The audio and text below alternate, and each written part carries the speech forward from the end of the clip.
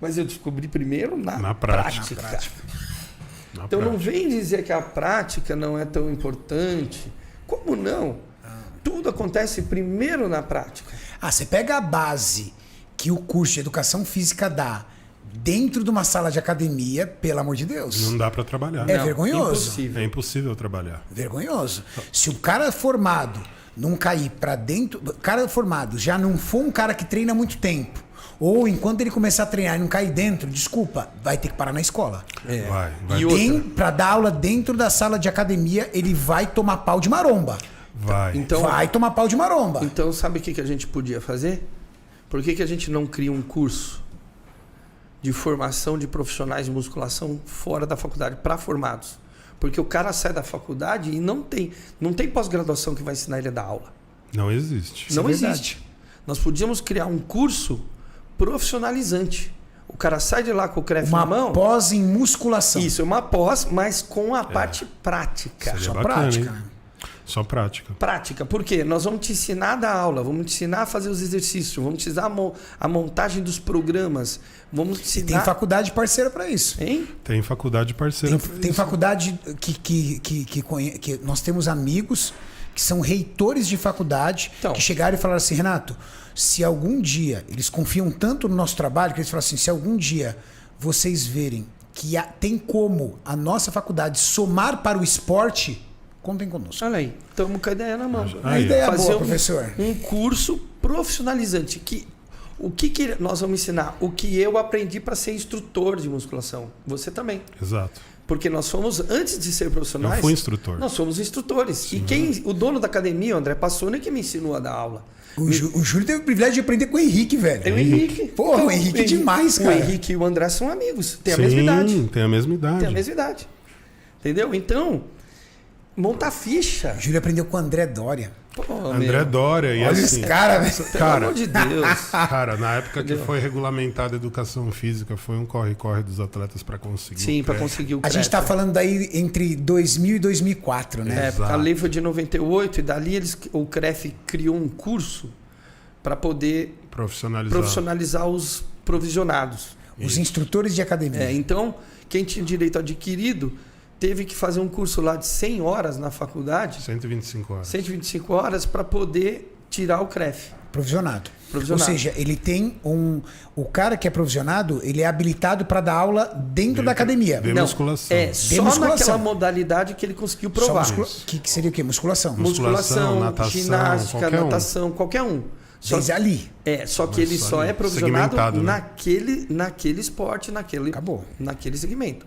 E não é como Diferente do bacharel. Diferente de nós, podemos atuar em todas. Exatamente. Quiseram estender até os mestres de artes marciais, mas acabou que não deu muito certo. Não deu. Eles Não conseguiram tinha como. ganhar Eles na queriam justiça. que o professor de capoeira, o professor de jiu-jitsu, os mestres, né, tivessem também um curso de educação física para poder atuar, mas não tem nada a ver. Não tem nada a ver. Não, e outra, como é que você ia acabar com as academias de jiu-jitsu, de capoeira? Então, imagina o mestre de capoeira tem que ser formado em educação física. Não, esse processo foi em conjunto do lutas, dança e também.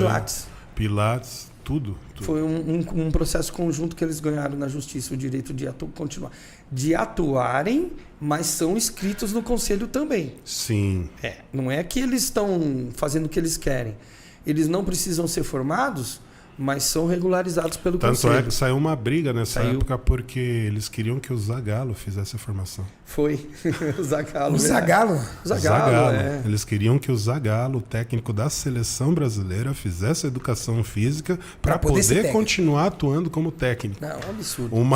Aí o Zagallo virou para eles e falou assim, vocês vão ter que me engolir. Vocês vão ter que me engolir, porque isso eu não vou fazer não. Mas é um absurdo, né? Os caras viajam nas ideias. Foi um absurdo. Eu particularmente, aceito que existe o conselho. Aceito que existe, mas de verdade, para mim não faz a menor diferença. Por quê? Porque como tudo na vida, o que define quem é bom é aquilo que ele faz. Sim. Mas eu gosto, assim, vou falar aqui publicamente, então tem gente que vai criticar, tem gente que vai concordar. Eu gosto do CREF. Eu acho que o CREF trabalha bem, cara. Então, ele vai nas academias, ele faz um trabalho de fiscalização, claro. Como todo conselho, ele tem uma limitação de profissionais, mas eu acho assim, a atuação, uma atuação que ele luta pelo profissional. Porque tem conselho que ele luta contra o cara, tá? Tem conselho que Ele não faz nada. Não faz nada. Eu Nada. acho que o CREF faz, entendeu? Então, eu acho que o CREF... Eu acho legal. Então, eu acho que o CREF... Eu posso falar com bastante propriedade, porque eu fiz parte do Conselho de Educação Física de São Paulo durante 12 anos. Caramba, você fez parte do CREF, Sim, professor? eu fui delegado eleitor do Conselho. Caramba. Então, Pinduca é envolvidíssimo, Então, cara. Meio acadêmica com ele. Não, cara. então, por isso que eu falo. Eu fiquei 12 anos no CREF, participando de vários conselhos. E você tem essa percepção que eu tenho ou não? Então, por estar lá, eu fiquei um pouco decepcionado com a atuação do porque conselho. eu tenho uma visão muito pequena, né? Porque eu, por exemplo, lá dentro fomentei, por exemplo, assim, ó, a OAB, você tem que fazer prova para tirar o seu número. O seu exame da ordem. Exame da ordem. Na medicina é incontestável, né? Se o cara conseguiu se formar nos 6 anos, ele é médico e ponto final, né? Ele não se forma médico sem querer ou de qualquer forma. Então, na educação física, como ainda era muito prematuro, né? Eu não achava que teria que ter esse exame para todos. Mas eu, como já era personal trainer, e entendendo que para ser personal trainer eu tinha que ter um conhecimento mais avançado, eu quis instituir dentro do conselho o segmento personal trainer. Então eu juntei uns conselheiros na época para fazer para que fosse aberto então igual nos Estados Unidos? Uma bancada, exatamente. Então eu queria que o personal trainer fosse regularizado pelo conselho e fizesse prova. Você me prova que você pode ser um personal trainer. Sem fazer faculdade? Não, com faculdade. Você é formado em educação física? Então ótimo. não é igual nos Estados Unidos. Não, Nos Estados Unidos você faz um curso de alguns meses. Não é dessa forma, com o IRSA, como aqueles, não. Assim, você é formado em educação física? Ótimo, você pode trabalhar em todas as áreas. Personal trainer, não. Para ser personal trainer tem que fazer prova. Então eu briguei muito, por quê? Porque na minha visão, o personal trainer está num outro nível. Ele tem que ter um conhecimento mais avançado. Acima da média. Acima da média. Tem conhecimento prático, teórico. Você tem toda a razão. Ele tem que se manter atualizado, principalmente se ele trabalha com saúde.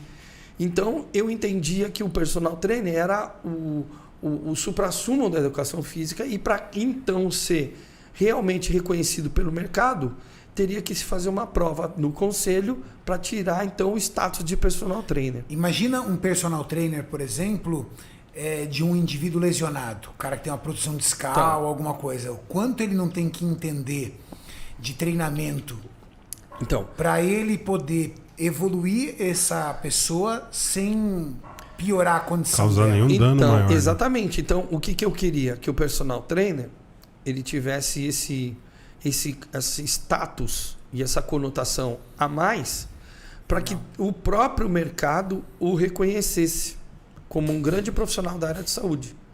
Por quê? Porque nós acabamos de falar, o indivíduo sai da faculdade, nunca pisou numa sala de musculação e vira personal trainer na musculação só porque tem o CREF. Putz, aí é difícil, cara. Entendeu?